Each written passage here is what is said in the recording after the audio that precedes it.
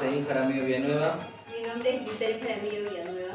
Somos hermanos, hijos de Pomabambinos y hemos venido a demostrarles nuestro amor.